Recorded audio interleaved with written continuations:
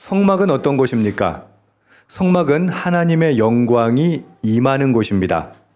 나중에 성막은 뭐가 돼요? 성전이 되죠. 예배하는 곳. 그러니까 지금은 이제 광야를 돌아다녀야 되니까 성막, 하나님의 예배하는 그 장소가 이동해야 되잖아요. 그래서 이제 막으로 말하는 이유가 이제 텐트입니다. 텐트인데 이제 성막 체험해 보신 분들 아시겠지만 엄청 커요. 그래서 성막을 건축이라 할 만큼 규모가 굉장히 크고 아주 단단하게 되어 있습니다. 네, 성막은 하나님의 영광이 임하는 곳입니다. 그런 장소입니다. 그런 성막의 청사진을 하나님은 모세에게 주셨습니다. 그러나 설계도가 주어졌다고 해서 그냥 만들어지는 것은 아니겠죠. 모세 혼자 할 수 있는 일도 아닙니다. 도면은 받았지만 그것을 지을 사람들이 필요합니다. 그래서 하나님은 부살렐과 오홀리압을 지명하십니다. 30절부터 31절까지 먼저 읽겠습니다. 시작. 모세가 이스라엘 자손에게 이르되 볼지어다 여호와께서 유다 지파 훌의 손자요 우리의 아들인 부살렐을 지명하여 부르시고 하나님의 영을 그에게 충만하게 하여 지혜와 총명과 지식으로 여러 가지 일을 하게 하시되 34절부터 35절까지 다시 한번 읽읍시다. 시작. 또 그와 단 지파 아히사막의 아들 오홀리압을 감동시키사 가르치게 하시며 지혜로운 마음을 그들에게 충만하게 하사 여러 가지 일을 하게 하시되 여기까지요. 자, 그렇다면 이 부살렐과 오홀리압은 어떻게 성막을 지을 기술과 능력을 가지게 되었을까요? 본문에서는 뭐라고 이야기하고 계세요? 하나님께서 영을 부어주셨기 때문이다 라고 말씀합니다.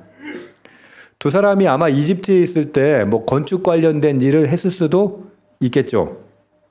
하지만 광야에서 지어야 하는 성막이라고 하는 것은 전에 없던 건축물이었습니다. 하나님의 영으로 충만하게 되었을 때만 그들은 성막을 지을 수 있었던 거죠. 그래서 오늘 말씀해 보면 31절에 지혜와 총명과 지식을 가지게 되었다라고 합니다.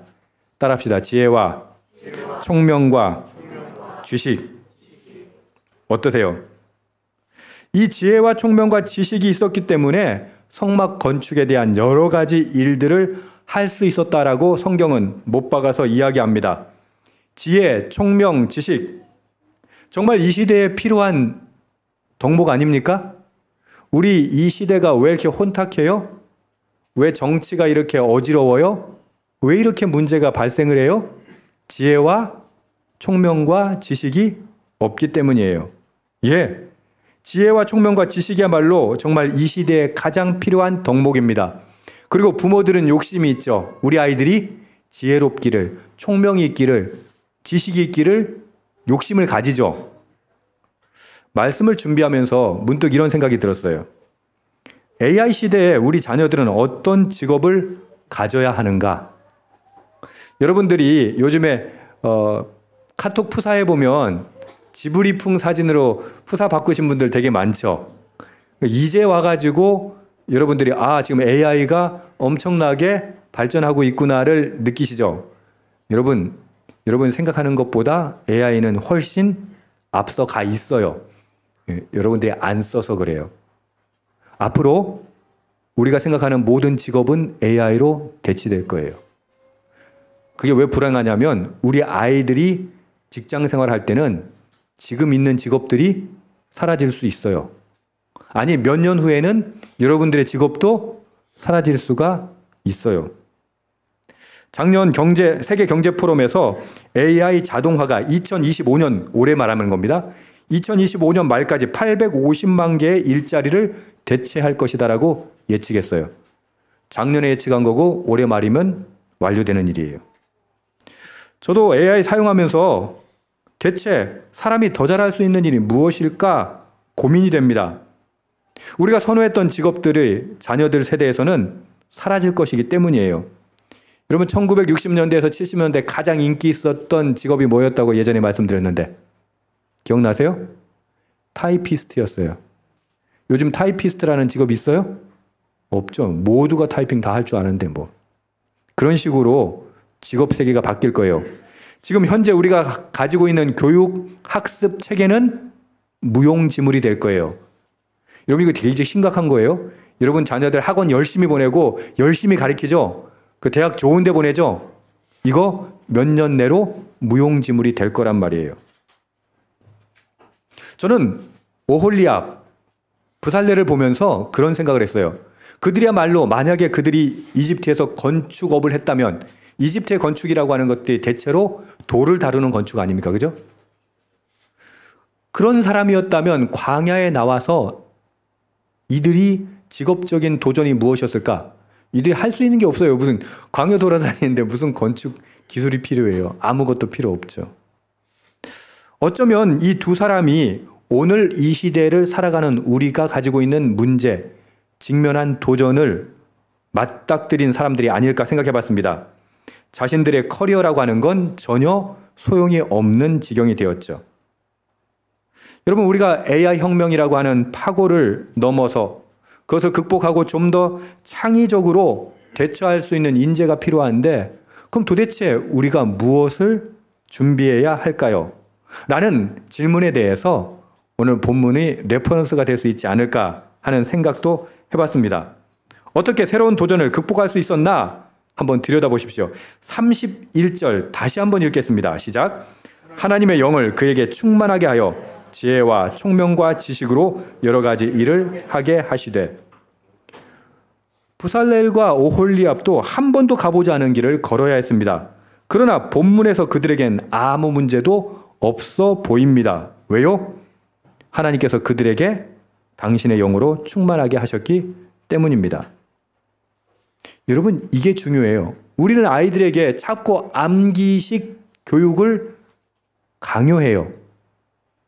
그 옛날에는 그게 필요했는데, 여러분, 그렇게 암기식으로 해가지고는 이 시대는 아무 소용없어요. 제가 작년 가을쯤에 제가 그런 얘기를 했어요. 기도회 때. AI 해도 아직 설교자들을 능가할 수는 없다. 그럴싸한 설교는 만들지만 통찰력 있는 설교는 만들어지지 못한다. 근데 올 봄에는 어떻게 되는 줄 아세요? AI한테 여러분 한번 오늘 본문을 한번 넣어보세요. 넣어보시고 설교 만들어줘. 이렇게 해보세요. 그러면요, 설교를 그럴싸한 정도가 아니라 어지간한 분보다, 어지간한 목사님보다 설교 더 잘 만들어요. 불과 몇 개월 만에. 그럼 지금 이런 시대가 왔어요. 그러면 AI가 할 수 없는 그 무엇인가가 인간이 해야 되는데, 그걸 뭐라고 한다? 지혜, 총명, 지식. 그 다른 말로 통찰력. 근데 그건 지혜, 지식, 총명, 통찰력은 어디로부터 와요? 달달달달 외우면 와요? 그거하고는 전혀 상관없는 거예요. 오늘 성경은 뭐라고 이야기합니까? 하나님의 영이 임해야 된다고 그래요. 그래서 저는 비즈니스 하는 분들한테 자주 권해요. 성령 충만하시라고. 왜 그런 줄 아세요? 비즈니스는 진짜 환경이 엄청나게 급변하잖아요. 근데 필요한 게 뭐예요? 지혜가 있어야 돼요. 세상을 볼 수 있는 통찰력이 있어야 돼요. 총명이 있어야 돼요. 근데 그게요, 저기 뭐 어디 포럼 쫓아다니고 무슨 세미나 쫓아다닌다고 생기는 게 아니에요. 놀라운 게 뭔지 아세요? 그것이 하나님의 영으로 충만한 사람은 통찰력이 있어요. 지혜가 있어요. 지식이 있어요. 세상을 보는 눈이 있다는 얘기예요. 객관적으로 볼 수가 있는 거예요. 우리는 세상을 그냥 우리 수준에서 자꾸 따라다니기만 하잖아요. 이 앞을 예상할 수 있어야죠. 그거는 AI가 못하거든요. 아직. 여러분, 우리 아이들이 정말 지혜 있기를 축복합니다. 총명이 있기를 축복합니다. 지식이 있기를 축복합니다. 그러기 위해서 뭐가 필요하다고요? 하나님의 영이 임하셔야 한다고 하는 것이죠. 하나님의 역사, 하나님께서 행하고자 하시는 바를 미리 볼 수 있는 사람, 성경에서는 뭐라고 해요? 예언자라고 하죠. 선지자. 그건 뭐예요? 하나님의 영으로 충만할 때 가능한 것이죠. 하나님께서 주신 지혜와 총명과 지식으로 우리 시대가 가지고 있는 당면해 있는 여러 가지 문제를 해결할 수 있기를 주님 원하십니다. 무슨 말이에요? 하나님 왜 지혜를 주시길 원하세요? 통찰을 왜 주시려고 하세요? 하나님의 영 왜 부어주시길 원하세요? 하나님의 마음이 있거든요. 하나님의 뜻이 있거든요. 그 뜻을 이루실 때 하나님 혼자 일하지 않으시고 사람과 함께 일하세요. 그러니까 하나님의 영으로 충만한 사람은 그 미래를 바라보고 하나님의 뜻을 따라 나아갈 수 있는 것이죠. 그게 진정한 지혜라는 거예요. 여러분, 가정과 직장 문제뿐만 아니라 나라와 민족 그리고 세계가 직면한 문제들이 수도 없이 많습니다. 그런데 저는 오늘 여러분을 축복합니다. 여러분이 하나님의 영에 충만하여서 그 문제들을 해결할 수 있기를 축복합니다. 이게 리더십이에요. 리더십은 표를 더 많이 받는 게 아니라 당면한 시대적 문제, 뭐 가정의 문제일 수도 있어요. 직장의 문제일 수도 있어요. 근데 지역과 나라의, 국가의 문제, 세계적인 문제에 대해서 번뜩이는 통찰력을 가지고 해결해낼 수 있는 것, 그 무엇으로 가능하다고요? 그 달달달 외워갖고 되는 게 아니고 하나님의 영으로 충만해야 된다라고 말씀하시는 거죠. 34절, 35절도 다시 한번 읽읍시다. 시작. 또 그와 단지파 오홀리압을 감동시키사 가르치게 하시며 지혜로운 마음을 그들에게 충만하게 하사 여러 가지 일을 하게 하시되, 여기까지요. 오홀리압을 하나님께서 감동시키시고 뭐하게 한다? 가르치게 하십니다. 여기서도 지혜로운 마음을 충만하게 하셔서 여러 가지 일을 하게 하셨다라고 이야기합니다. 모세 혼자 할 수 없으니 부살렐과 오홀리압을 세웠다고 했습니다. 그럼 두 사람만 있으면 다 해결되나요? 아니죠. 더 많은 사람이 필요합니다. 하나님은 오홀리압을 감동시키셔서 특별히 성막 건축을 위해 나온 사람들을 가르치게 하셨다고 합니다. 하나님은 건축을 위해서 나온 사람들에게도 지혜로운 마음을 충만하게 하셔서 여러 가지 일을 맡기셨다고 말합니다. 자, 중요한 질문이 하나 여기 있습니다. 그럼 도대체 어떤 사람이 지혜로운 마음으로 충만을 받느냐는 거예요. 이것이 중요한 이유는 오늘 우리에게 하나님의 영과 지혜로운 마음, 지혜와 총명이 정말 필요한 시대이기 때문입니다. 36장 1절에서 2절 함께 보겠습니다. 시작. 부살렐과 오홀리압과 민 마음이 지혜로운 사람 곧 여호와께서 지혜와 총명을 부으사 성소에 쓸 모든 일을 할 줄 알게 하신 자들은 모두 여호와께서 명령하신 대로 할 것이니라. 모세가 부살렐과 오홀리압과 민 마음이 지혜로운 사람 곧 그 마음에 여호와께로부터 지혜를 얻고 와서 그 일을 하려고 마음에 원하는 모든 자를 부르매, 어떤 사람에게 하나님의 영이 부어집니까? 지혜와 총명과 지식이 주어집니까? 방금 읽으셨어요. 어떤 사람에게? 여기도 써 있잖아요. 누구에게? 마음에 원하는 모든 자에게. 할렐루야. 성막은 하나님이 이스라엘을 만나는 곳입니다. 그런 거룩한 곳입니다. 그렇기 때문에 성막이 대충 지어져서는 안 됩니다. 하나님의 임재와 교제가 그 무엇보다 중요하기 때문에 온전하고 거룩하게 지어져야만 했습니다. 근데 인간에겐 그런 능력이 있어요? 없어요? 없어요. 게다가 이들은 오합지졸이에요. 방금까지 노예로 살다가 이제 겨우 자기 민족을 이룬 사람들이에요. 그들에게 그런 능력은 없습니다. 그래서 이들에게 주어진 지혜와 총명은 인간의 수준을 넘어서는 것이었습니다. 중요한 것은 이 위대한 일에 자원하여 나오는 자들에게 하나님은 성령으로 충만하게 하신다는 것입니다. 특별히 이 시대는 너무나 혼란스러워서 하나님의 지혜와 총명과 지식이 절실히 필요합니다. 그 지혜를 구해야 합니다. 야고보서 1장 5절에 이런 말씀이 있습니다. 너희 중에 누구든지 지혜가 부족하거든 모든 사람에게 후히 주시고 꾸짖지 아니하시는 하나님께 구하라. 그리하면 주시리라. 어떤 자에게 지혜를 주신다고요? 지혜를 구하는 자. 이게 오늘 말씀의 버전으로는 뭐라고 이야기한다고요? 자원하여 나오는 자. 그럼 왜 하나님이 우리에게 하나님의 영을 부어 주십니까? 이것이 중요해요. 하나님의 영을, 지혜를, 총명을, 지식을 왜 줘요? 하나님의 일을 하게 하기 위해서입니다. 하나님의 마음이 있는 곳에 우리가 있기를 원하시기 때문입니다.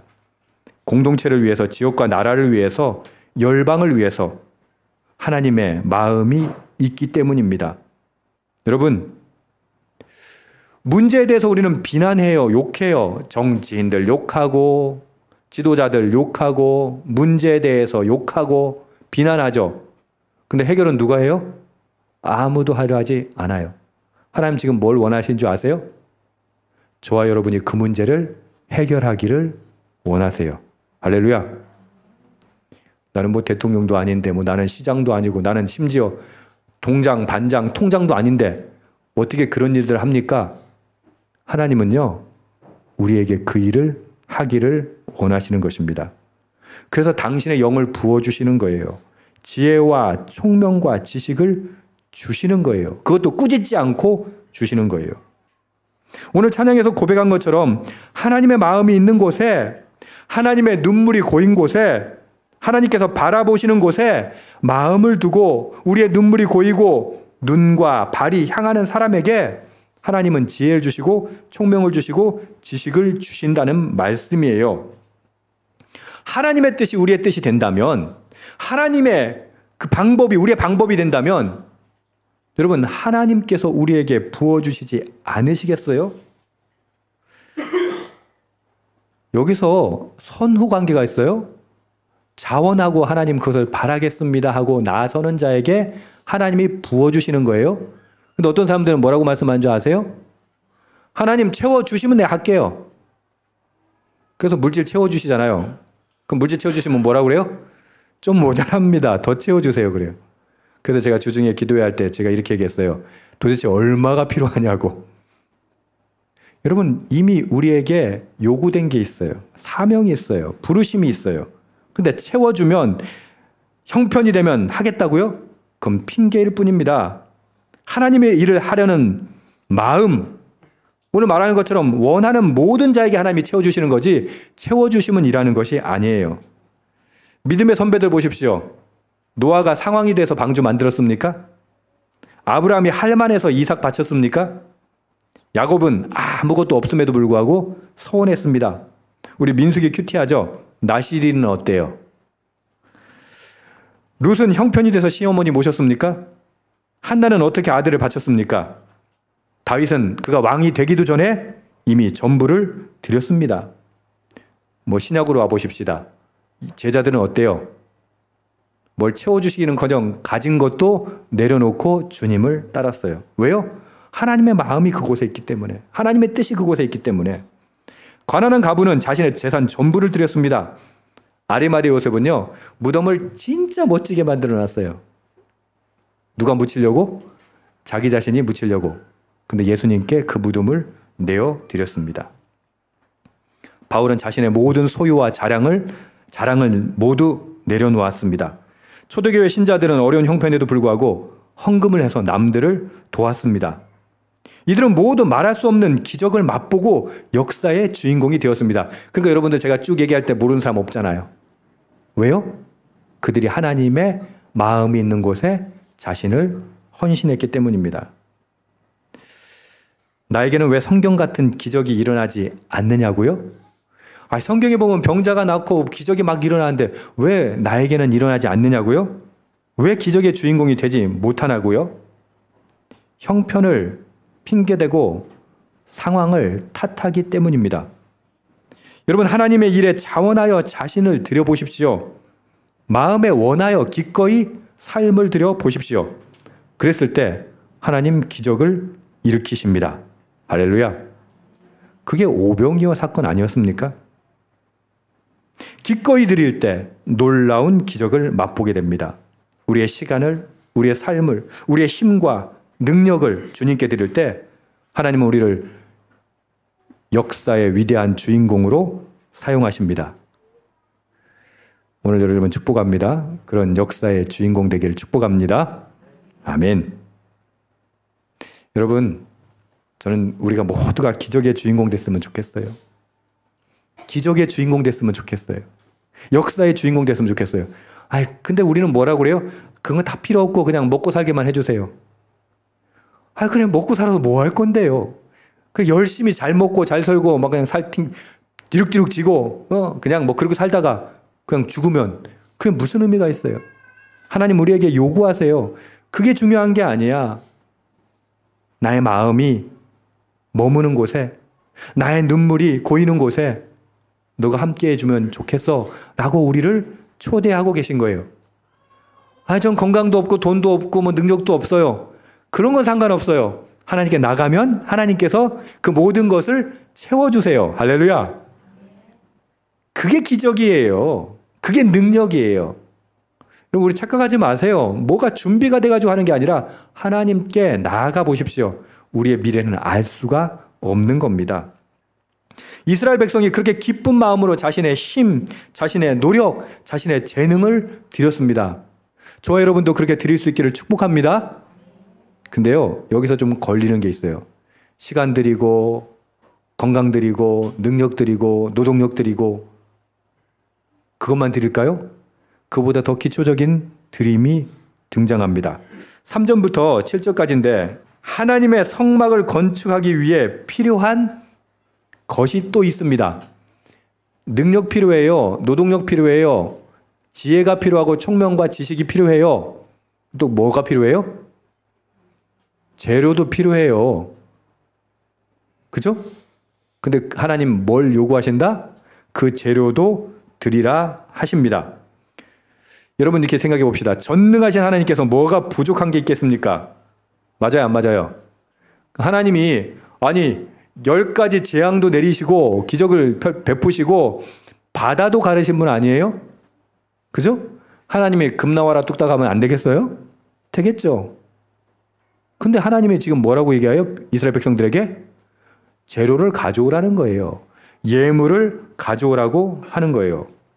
왜일까요? 성막의 특징을 생각해 보시면 압니다. 성막 뭐 하는 곳이에요? 하나님을 만나는 것. 누가 만나는 거예요? 백성이 만나는 거예요. 그죠? 그럼 그곳엔 두 가지 요소가 있어요. 하나님의 역사하심, 백성의 순종. 그럼 성막 만들 때 어떻게 해요? 도면은 누가 만드셨어요? 하나님이 만드시는 거예요. 그럼 건축은 누가 해야 돼요? 인간이 해야 된다고 하는 거예요. 하나님은 지금 콜라보레이션을 원하시는 거예요. 여러분, 우리 역사를 한번 지켜보십시오. 하나님이 짠 하고 하실 수 있어요. 그럼에도 불구하고 누구를 부르세요? 사람을 부르세요. 왜? 하나님과 사람이 함께 해야 하기 때문이에요. 여러분, 삼위일체 하나님 함께 하세요. 그 하나님은 우리와 함께 하시기를 원하세요. 그래서 백성들에게 그 재료를, 예물을 가져오라고 말씀하시는 거예요. 하나님은 우리와 함께 일하기를 원하심을 믿으십시오. 하나님은 역사를 우리와 함께 세워가기를 원하심을 믿으십시오. 그래서 우리의 참여를 요청하시는 거예요. 놀랍게도 이스라엘 백성들은 성막 건축을 위해서 자원하는 마음으로 넘치도록 예물을 가져옵니다. 얼마나 많은 예물을 가져왔는지 필요한 양을 초과했습니다. 오죽하면 기술자들이 일을 멈추고 모세를 찾아가야 할 정도였습니다. 아이고, 하도 많이 갖고 와가지고 이게 일이 진행이 안 됩니다. 모세를 찾아가요. 그래서 모세가 뭐라고 얘기해요? 그만 가져오라고 그래요. 이게 뭘 의미해요? 드림은 오늘 말씀의 제목 뭐라고 그랬어요? 마음에 원하는 모든 자. 제가 여러분들에게 헌금 얘기만 나오면 제가 입이 자꾸 쭈그러들어요. 여러분 자꾸 오해할까 봐. 여러분, 하나님께 드리십시오. 근데 어떻게 드려야 돼요? 마음에 원하여, 자원하여. 그랬을 때 하나님의 역사가 우리 삶 가운데 일어나는 거예요. 하나님 일하실 거예요. 그러기 위해서 우리는 헌신해야 돼요. 노동력으로, 능력으로, 재능으로 일해야 돼요. 근데 꼭 쏙 빼놓는 거 있어. 뭘 빼놔요? 재물은 안 드리려고 그래요. 여러분, 그래가지고 성막이 지어질 수 있겠습니까? 아니요. 하나님 우리에게 요구하세요. 여러분, 하나님 능력이 있으시기 때문에 그것도 모두 대주실 수 있어요. 그럼 그것은 우리의 역사가 되지 않잖아요. 우리가 기적의 주인공이 될 수가 없잖아요. 하나님 우리에게 뭘 요구하시는 거예요? 네가 역사를 만들어라. 기적의 주인공이 되거라라고 말씀하시는 거예요. 백성들이 이렇게 넘치도록 예물을 드렸던 이유가 뭘까요? 자기들이 저지른 죄가 있거든요. 그럼에도 불구하고 그 언약이 회복됐다는 것을 깨달았거든요. 순수하게 누가 양보한 거예요? 하나님이 양보하신 거잖아요. 감사해요, 안 해요? 감사하죠. 신약을 살아가는 우리들은 예수 그리스도의 보혈의 공로로 우리는 구원을 받았어요. 하나님과의 관계가 회복됐어요. 감사해요, 감사 안 해요? 감사하죠. 근데 입으로만 감사하죠. 이들이 드린 예물은 하나님에 대한 믿음, 그리고 순종, 어떻게 살아가야 할지를 결심을 표시하는 거예요. 우리가 받은 구원도 마찬가지예요. 그 감격이 얼마나 큽니까?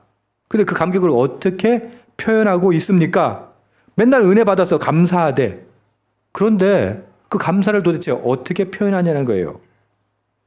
어쩌면 우리의 헌신의 크기가 우리의 감사의 크기를 증명할 수 있지 않겠습니까?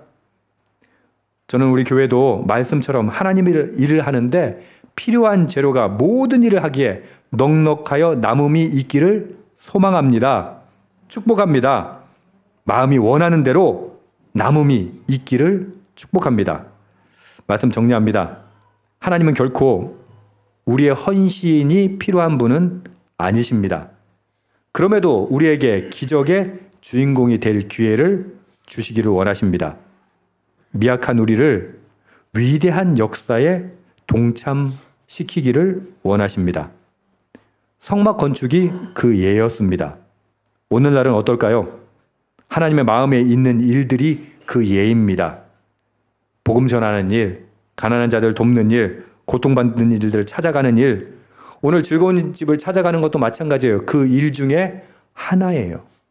지난 주간에 우리 화재 지역 다녀왔어요. 생각보다 너무 처참하더라고요. 그냥 불탄 게 아니라 마을 전체가 그냥 다 타버린 경우도 있어요. 여러분, 하나님 우리에게 요구하세요. 네가 그 기적의 주인공이 되어보지 않을래? 우리는 입으로만 감사하다고, 입으로만 기도한다고 하죠. 오늘 즐거운 일 가는 것도 마찬가지입니다. 여러분, 가면 불편해요. 여기 앉아가지고 우리끼리 커피 마시고 앉아있으면 더 좋지. 그런데 장애인들, 고난당한 자들, 아픈 자들, 그런 자들 찾아가는 것, 그게 뭐라고요? 하나님의 뜻이에요. 하나님의 마음이 거기 있어요.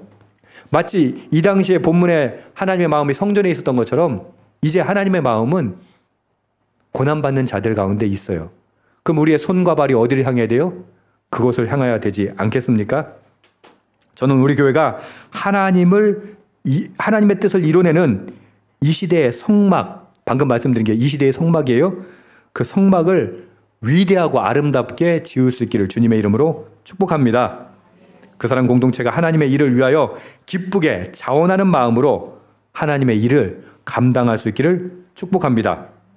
그랬을 때, 그렇게 기쁨으로 감사함으로 나아갔을 때, 자원하여 나아갔을 때 하나님의 지혜와 총명과 지식이 여러분에게 임할 줄 믿습니다.